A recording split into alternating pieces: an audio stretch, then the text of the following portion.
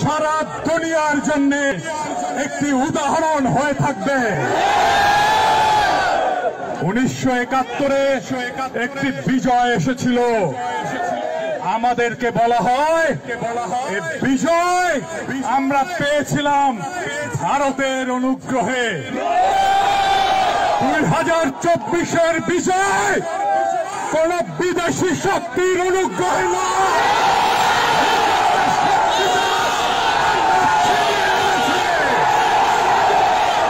এই বিজয় বাংলাদেশের জনগণের, এই বিজয় বাংলাদেশের ভবিষ্যতে, এই বিজয় বাংলাদেশের তারুণ্যের, এই বিজয় বাংলাদেশের অবিনাশী শক্তি।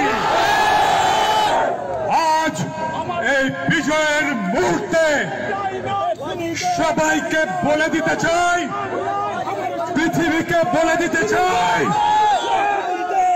এই লড়াইয়ে আমাদের পাশে কেউ দাঁড়ায় নাই, কোন পরাশক্তি দাঁড়ায় নাই, কোন পশ্চিমা শক্তি দাঁড়ায় নাই। আমরাই আমাদের লড়াইকে ছিনিয়ে নিয়েছি।